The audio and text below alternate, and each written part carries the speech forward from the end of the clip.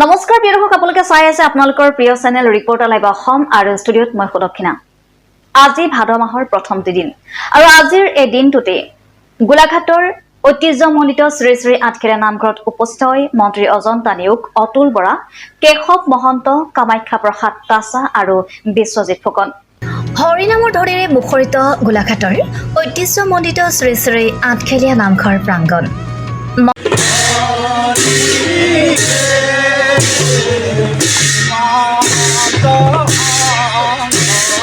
মন্ত্ৰী বিধায়কৰ সাংসদৰ লগতে ৰাজ্যৰ বিভিন্ন প্ৰান্তৰ পৰা হাজাৰ হাজাৰ ভক্তৰ সমাগম। আজি পবিত্ৰ ভাদ মাহৰ প্ৰথমটো দিন। অসমৰ সকলো সত্ৰ নামঘৰৰ লগতে গোলাঘাটৰ ঐতিহ্যমণ্ডিত শ্ৰী শ্ৰী আঠখেলীয়া নামঘৰ প্ৰাংগণত মাহজোৰা কাৰ্যসূচীৰে পবিত্ৰ ভাদ মাহৰ নাম মহোৎসৱ। আজি প্ৰথম দিনটোতে নামঘৰ প্ৰাংগণত উপস্থিত হৈ প্ৰভুৰ শ্ৰীচৰণত চাকি ধূপ জ্বলাই নেদেখা জনৰ ওচৰত সেৱা আগবঢ়াই মন্ত্ৰী অজন্তা নেওগ, অতুল বৰা, কেশৱ মহন্ত, কাজিৰঙা লোকসভা সমষ্টিৰ সাংসদ কামাখ্যা প্ৰসাদ তাছা আৰু সৰুপথাৰ সমষ্টিৰ বিধায়ক বিশ্বজিৎ ফুকন। মন্ত্ৰী তিনিগৰাকীয়ে প্ৰথমে নামঘৰত মুখ্যমন্ত্ৰী হিমন্ত বিশ্ব শৰ্মাই আগবঢ়োৱা পুঁজিৰে নিৰ্মাণ কৰা বিভিন্ন উন্নয়নমূলক আঁচনিৰ শুভোদ্বোধন কৰে। আজি ভাদ মাহৰ প্ৰথম দিন। এই দিনটোত অসমৰ সকলো ভকত বৈষ্ণৱ ৰাইজক মই মোৰ সেৱা জনাইছোঁ। অসমৰ মাননীয় মুখ্যমন্ত্ৰী ডাঙৰীয়াই এই নামঘৰ ভাবিলে কিছু আৰ্থিক অনুদান আগবঢ়াইছিলে আৰু সেই অনুদানেৰে আজি আটক ধুনীয়াকৈ এই আঠখেলীয়া নামঘৰভাগি আজি এটা অধিক সুন্দৰভাৱে নিৰ্মিত হৈছে। মই আশা কৰিছোঁ যে অসমৰ ভকতপ্ৰাণ ৰাইজ আহি এই আঠখেলীয়া নামঘৰত তেওঁলোকৰ যি নামঘৰ ভাগিৰ প্ৰতি আস্থা, সেই আস্থা তেওঁলোকে প্ৰকট কৰিব আৰু প্ৰভু আঠখেলীয়াই তেওঁলোকক আশীৰ্বাদ প্ৰদান কৰিব, এইখিনিকে কামনা কৰিছোঁ। উল্লেখ্য যে আজি প্ৰথম দিনটোতে ৰাজ্যৰ বিভিন্ন প্ৰান্তৰ পৰা হাজাৰ হাজাৰ ভক্তৰ সমাগম হোৱা পৰিলক্ষিত হয় আঠখেলীয়া নামঘৰ প্ৰাংগণত। ৰাজ্যখনৰ বিভিন্ন প্ৰান্তৰ পৰা সমাগম হ'বলগীয়া ভকত বৈষ্ণৱক আদৰিবলৈ নামঘৰৰ ভিতৰে বাহিৰে নৰূপত সজাই পৰাই তুলিছে নামঘৰৰ পৰিচালনা সমিতিয়ে, যাৰ বাবে পৰিচালনা সমিতিয়ে পবিত্ৰ ভাদ মাহৰ বাবে এখন উদযাপন সমিতি গঠন কৰা হৈছে আৰু য'ত 16খন শাখা সমিতি থাকিব আৰু সেই শাখা সমিতিসমূহে বিভিন্ন দিশ পৰিচালনা কৰিব। ভাদ মাহৰ প্ৰথম দিন, খুব শুভ দিন। আমি সকলোৱে ভাদ মাহক গুৰু দুজনাৰ তিথি, ভাদ মাহক আমি পবিত্ৰ মাহ হিচাপে গণ্য কৰোঁ আৰু আজি এই ঐতিহাসিক শ্ৰী শ্ৰী আঠখেলীয়া নামঘৰৰ নৱনিৰ্মিত ৰূপৰ উদ্বোধন কৰা হ'ল। মুখ্যমন্ত্ৰী মহোদয় তথা অজন্তা বাইদেউৰ সহযোগত ধুনীয়াকৈ এই নামঘৰ নিৰ্মাণ কৰা হ'ল।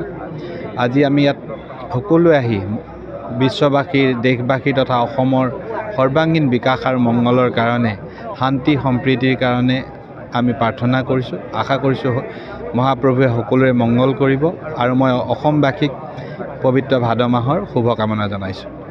বিগত বৰ্ষৰ দৰে এইবাৰো নামঘৰত সেৱকীৰ সমাগম বৃদ্ধি পাব বুলি আশা প্ৰকাশ কৰিছে পৰিচালনা সমিতিয়ে। উল্লেখ্য যে অদৃশ্যজনৰ চৰণত সেৱা ল'বলৈ বুলি ঐতিহ্যমণ্ডিত নামঘৰটিলৈ আগমন ঘটিব বহু ভক্তপ্ৰাণ ৰাইজৰ। নামঘৰ পৰিচালনা সমিতিয়ে সকলো ৰাইজৰ সুবিধাৰ্থে এইবাৰ কিছু নতুন নিয়মৰো প্ৰৱৰ্তন কৰিছে। ভাল লাগিছে আমাৰ সতীৰ্থসকলৰ লগত আজি পহিলা ভাদৰ দিনাই আঠখেলীয়া নামঘৰলৈ আহি অত্যন্ত সুখ অনুভৱ, এটা আধ্যাত্মিক পৰিৱেশ। আমি প্ৰভু ভগৱন্তৰ ওচৰত প্ৰাৰ্থনা জনাইছোঁ ৰাইজৰ মংগলৰ। ভকত বৈষ্ণৱৰ সমাগমৰ প্ৰতি লক্ষ্য ৰাখি মুঠ 4 প্ৰহৰ নামৰ ব্যৱস্থা কৰিছে। পুৱা 4 বজাত প্ৰথম প্ৰসংগ, 11 বজাত দুপৰীয়া প্ৰসংগ আৰু দিনৰ 3 বজাত বিয়লি প্ৰসংগ, সন্ধিয়া 6 বজাত নাম প্ৰসংগ চলিব নামঘৰত। মই এজন নিমিত্তহে, হাজাৰ হাজাৰ ভক্ত আহে ইয়াত, তাৰ মাজতো মই এজন। আমি আঠখেলীয়া মাহাত্মৰ কথা আপোনালোকে নিশ্চয় ক'ব নালাগে, ৰাইজে জানে কাৰণে আজি এক ভাদৰ দিনা ইয়ালৈ মানুহ আহে। মানুহৰ বিশ্বাস, মানুহৰ ঈশ্বৰৰ চিন্তা আৰু মানুহৰ অন্তৰৰ পৰা যিখিনি ভাৱ ভক্তি আছে সকলো ঈশ্বৰৰ ওচৰত সমৰ্পণ কৰে আৰু সেইকাৰণে এনে অনুষ্ঠানবিলাকত আহে। আৰু আঠখেলীয়া নামঘৰ নিজে এটা স্বনামধন্য অনুষ্ঠান আৰু এই অনুষ্ঠানটিত আজি প্ৰথমবাৰৰ কাৰণে মই এক ভাদৰ দিনা ইয়াত উপস্থিত হৈছোঁ। আগতে আহোঁ আমি বিভিন্ন সময়ত, কিন্তু এক ভাদৰ দিনা আজি উপস্থিত হৈছোঁ।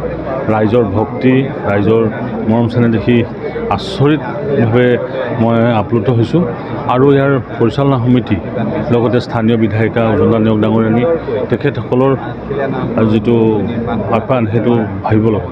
আজি মন্ত্ৰী দুগৰাকী আহিছে, অতুল বৰা ডাঙৰীয়া আৰু কেশৱ মহন্ত ডাঙৰীয়া, লগতে বিধায়ক সৰুপথাৰ বিধায়ক আছে, বিজেপিৰ কৰ্মীসকল আছে, সকলো ধৰ্ম বৰ্ণ নিৰ্বিশেষে সকলো মানুহ আজি উপস্থিত হৈছে। এটা আধ্যাত্মিক পৰিৱেশ তৈয়াৰ হৈছে। আৰু প্ৰতি বছৰে আজি সেই 1600 চনৰ পৰা আজিলৈকে তাৰ ধাৰাবাহিকতা অটুট আছে। ইয়াতকৈ আৰু ভাল কথা নিশ্চিতভাৱে ই এটা পৰ্যটনস্থলী, ধৰ্মীয় পৰ্যটনস্থলী আৰু লগতে আধ্যাত্মিক চিন্তা চৰ্চাৰ এটা কেন্দ্ৰ।